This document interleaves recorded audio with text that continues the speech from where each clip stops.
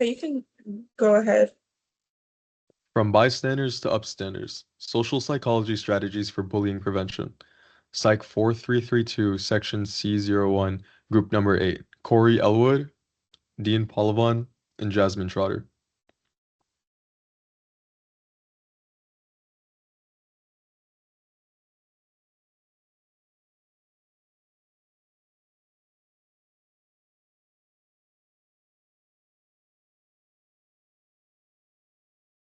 Conformity to an immoral group norm.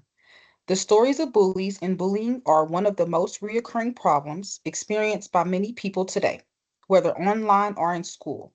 However, this is a norm that needs to be changed by decreasing conformity to bullying. The purpose of making this change is to bring about a future where standing on the sidelines is not an option, but where standing up for what's right and creating a safe space for everyone is the new norm.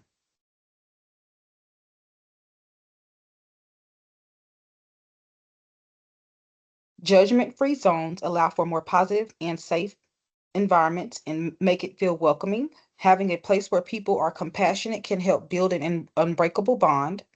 This helps create family-like or of environments and a chance for everyone to be heard and also to unite.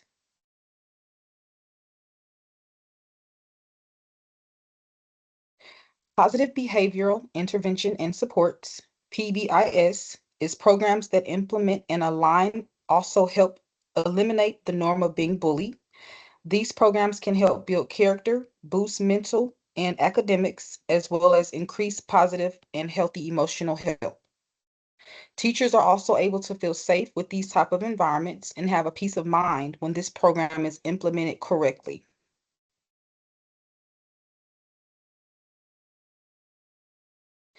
Benefits of anti-bullying structure. With this type of program, practices can help create a new norm towards anti-bullying.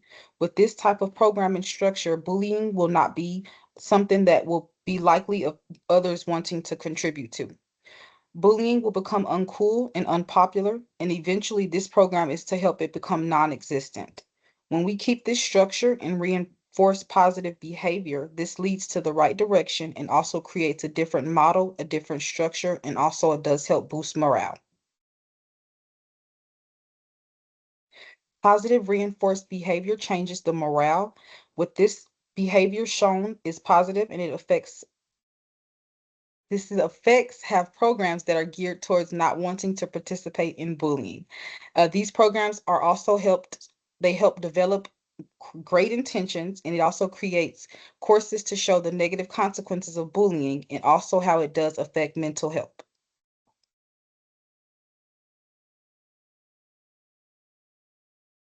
Strategy 2 focuses on a student-led anti-bullying march and online challenge, inspiring student leadership toward a greater goal. When students take the lead, it encourages peers to rally around kindness and inclusion rather than bullying norms. A march makes anti-bullying behavior visible in public, while the online challenge makes it popular and rewarding.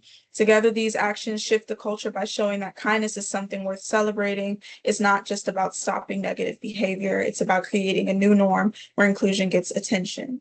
Students also gain leadership experience, which strengthens the movement and makes it feel authentic. To illustrate this idea, students would lead a Walk for Worth event with matching t-shirts, socks, hats, or wristbands to show solidarity and harmony. These symbols of unity make kindness visible and give students a sense of belonging. The Kindness Chain Challenge adds a personal touch where students share stories online that spread across campuses and social media. These stories inspire others, making the campaign relatable and emotional by celebrating acts of courage and compassion. The movement grows beyond one school and becomes something larger. It shows that standing up for others is not only accepted, but admired. To produce an environment of positive conformity, this strategy redirects students' urge to fit in toward kindness and inclusion. When kindness becomes the group norm, it reduces pressure to conform to bullying. Instead, unity and empathy become shared values. This makes it easier for students to openly support change and stand up for one another. Over time, kindness becomes expected, bullying less tolerated, and the culture shifts. The goal is bigger than stopping harmful behavior. It's about building a community where compassion and respect are the default. Strategy 3, training students to become safe and effective bystanders. As you can see here, the goal is to empower students to respond safely when witnessing bullying, focus on simple, doable actions rather than relying on only on adults, teaches strategies such as distraction, offering comfort, or seeking help, reduces social pressure that often stops students from intervening, and builds a culture where stepping in becomes normal and expected. The strategy gives the students practical tools so they feel capable of stepping in when bullying occurs. Instead of assuming that adults will handle everything, students learn simple actions that lower their fear and increase confidence. The goal is to disrupt bullying early and normalize supportive behavior among peers. So the strategy is really about empowerment. A lot of students want to help but don't know how, or they're scared of making things worse. By teaching simple actions like distracting, supporting the victim, or getting help, students feel more confident stepping in. Over time, this helps interrupt bullying early instead of letting it escalate. Secondly, illustrating the bystander intervention approach. So this can be done by short homeroom lectures that use videos and modeling to teach responses, role play activities that show students what a safe intervention looks like, invite the bullied student to walk away from the situation, which is the support and walk away strategy, reduces escalation and offers comfort. And then there's the QR code reporting that lets students notify counselors anonymously. Students learn best by seeing real examples. So like using those videos, demonstrations, and structured role play practices allow them to visualize what stepping in looks like. You also have the QR code reporting system, which is private, low pressure, and for students who don't feel safe intervening directly, it's the perfect approach. So a big part of the strategy is showing students what intervention looks like in real life. When students watch videos or practice, it makes the response feel more realistic and achievable, and desensitizes them to the idea that stepping in is so bad. And thirdly, and lastly, the psychological foundations behind the strategy. This draws from social modeling theory. Students learn by observing others and addresses diffusion of responsibility by giving each student a clear role.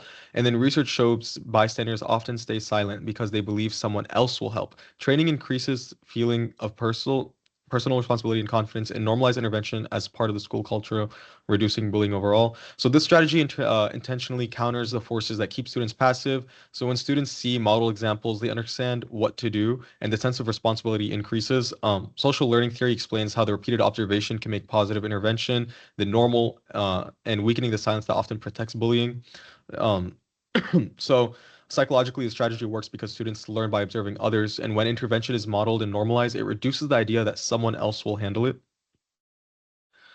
And to finally conclude, all three approaches function together to build a fully integrated and significant behavioral change in a social manner with regards to bullying. By promoting positive norms, encouraging children to inspire positive behavioral changes in their peers and in a creative and positive manner, and then training children to be confident and courageous bystanders, we establish a new norm for acceptance in a social environment.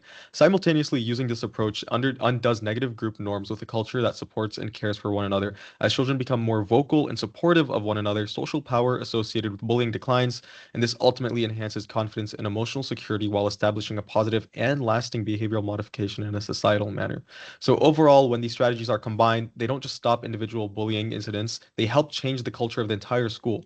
And as students become more supportive and confident, bullying loses its social influence. This leads to better emotional safety, stronger peer relationships, and long-term positive behavior change. So, what is the impact of our street three strategies, right? It provides a complete system, modeling social influence, bystander skill building, increases student responsibility, promotes long-term reductions in bullying, and contributes to a more compassionate, supportive society as students carry these behaviors into adulthood. So that's the end of our presentation. I hope everyone enjoyed, and thank you all for working on it. And I hope everyone can learn something new about how to effectively stop the epidemic that is bullying within our school system.